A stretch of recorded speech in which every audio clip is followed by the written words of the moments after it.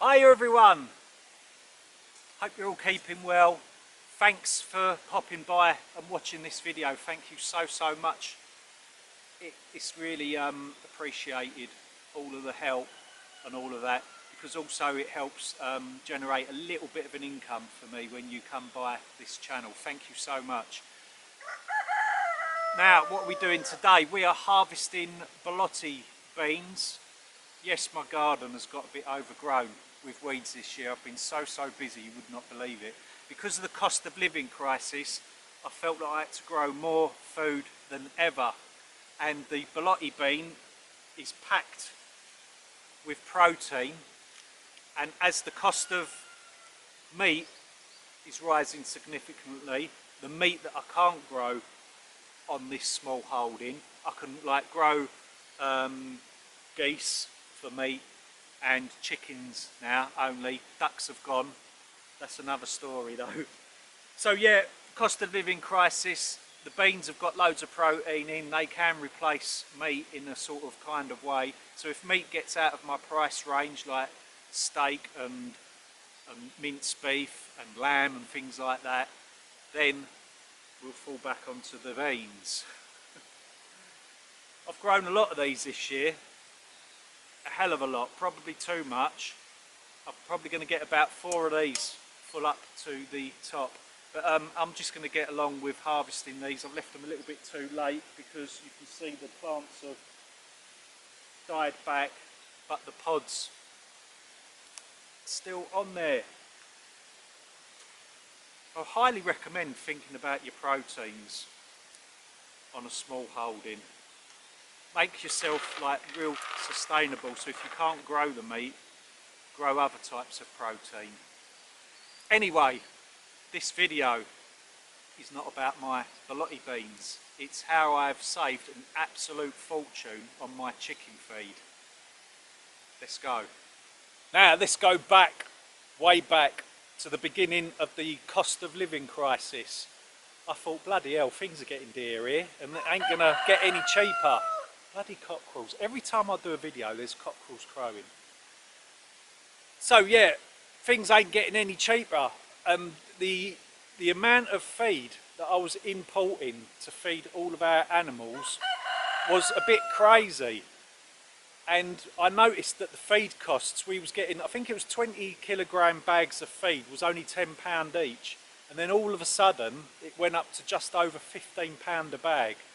That is ridiculous, isn't it, that amount of increase? We put the price of our eggs up outside to try and compensate, but in the end we decided to get rid of our ducks and we ate them all. Every one of them got eaten. Helped out a lot in the cost of living crisis. We had plenty of duck meat. But anyway, this pond was then turned into a wildlife pond, and I thought that was a really good idea. Now, we noticed that there was like frogs and toads and all of that here at the beginning. I didn't want to introduce fish because then I thought, bloody hell, if there's fish in here I've got to feed them again. So we wanted no fish. Anyway, my son James went into the forest with a big glass jar and he brought back some weed and stuff like that. And within that weed was this duckweed. And I noticed my chickens was eating quite a bit of it. I've got chickens over this side. These are my retired chickens, I'll quickly show you.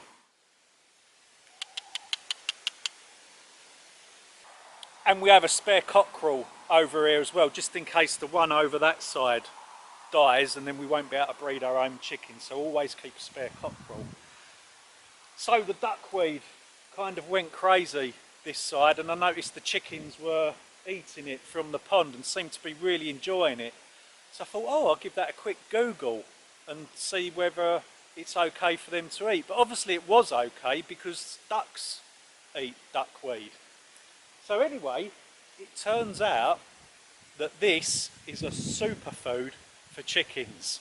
Very high in protein and can replace the needs of the protein that they get in grain and other things like that, and in bugs and yeah, high in protein.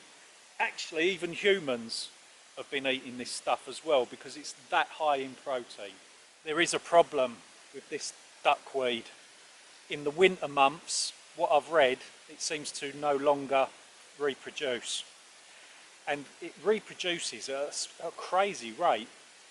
In temperatures over 20 degrees, within 3 days, it can double in size, double the amount. That's crazy, isn't it? So I'm pulling this out by the bucket load. Now, it takes me nearly a quarter of an hour to collect this weed and make a bucket full of it. I should have a bigger net really, shouldn't I?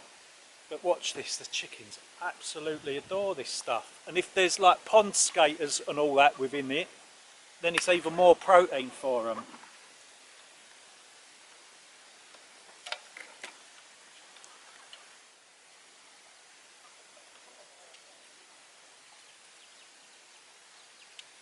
The tomato harvest is coming in thick and fast. These are my plum tomatoes, which will be turned into tomato puree and chopped tomatoes, and then they go into the freezer. Look, we've got these unusual tomatoes here. Is Siamese tomato. You wouldn't see any of these in the shops, would you? And we have these type of tomatoes. Funny enough, these are really tasty.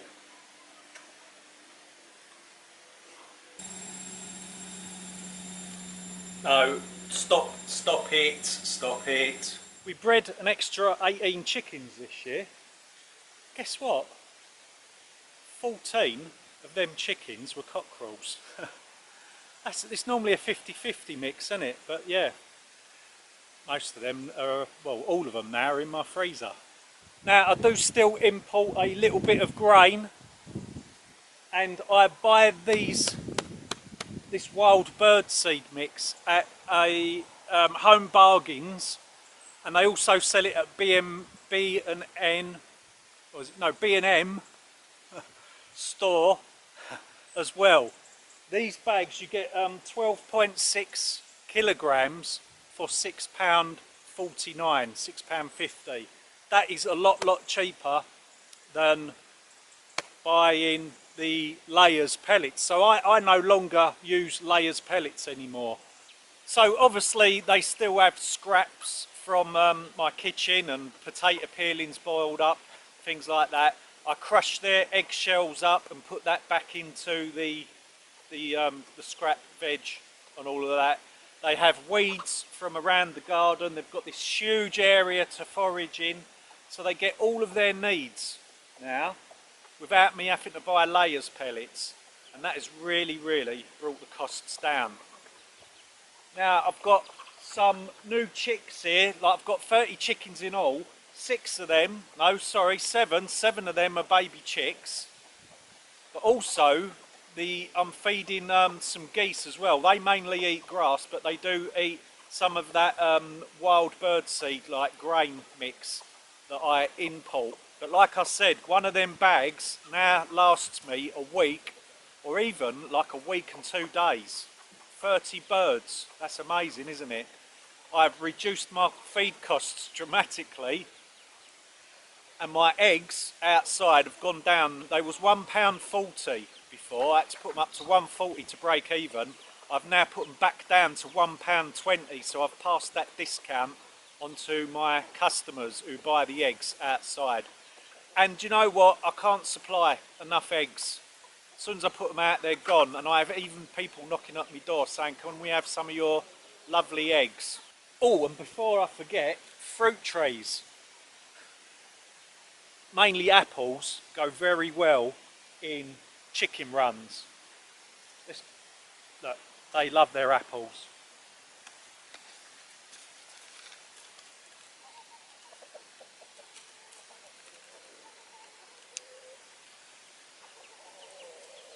Now, just before I go, there's a couple of things I want to say. The government keeps saying, oh, inflation, it's only about, 9%, 10%. What a load of fucking bollocks. the price of feed went up 50%, and milk and bread and all. They're talking out of their backsides. Do not trust these people. They're very dangerous people, and at the end of the day, the way they're carrying on, they're going to get us all nuked. Fucking idiots. It really grabs my shit, because all I want to do, and I could probably much say the whole country, all the whole country wants to do is live in peace. These people do not want peace, and they're causing so much aggro for everyone.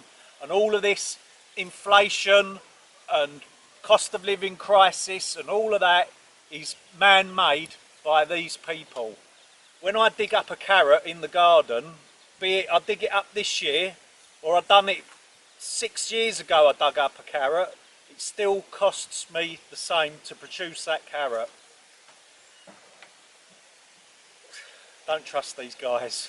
And yes, the climate is changing slightly. We're getting warmer weather than normal and wetter weather. But embrace that. Warmer weather, let's grow bloody oranges in the UK. Or, let's grow lemons. The weather's there. Grow different veg. Sweet corn. Sweet corn always does well in hot weather. French beans do well in hot weather as well, and you've got peppers, cucumbers and tomatoes all enjoy hot weather. So embrace these changes in our weather. Now there's the sweet corn, we've had a lovely amount off of that. So I hope that video has inspired you to try and cut down your poultry feed costs. Now, if I only had 5 chickens, I wouldn't have to import any feed whatsoever. But I still want to be able to sell plenty of eggs out the front, because that makes a good profit for us, helps us earn a nice bit of money, and then we can produce our meat birds and eggs and all of that we use entirely for free. And I highly recommend digging out a pond. Now, a pond my size, which is probably about 15 foot in diameter, I put a new pond liner in that not long ago, and the actual pond liner cost £80. Now it's going to be back-breaking work, but if you've got a shovel or a spade, you can dig it out yourself for free as well. So putting in a large pond, if you've got the land, will make sense, and get some duckweed on the go. It's amazing stuff. So that brings me to the end of another video. Thanks very, very much for popping by. Thanks for just all that you do in watching the videos and commenting. I can't get round to answering all of the comments. I'm starting to struggle now, because I'm pulling away from the system more and more and enjoying the sort of living off the fat of the land side of it. And yeah, don't trust governments, they're useless. Be free, be super frugal with your money, and all will come out in the wash, I should imagine, with what's going on. Take care, look after yourselves, and I'll see you on the next video.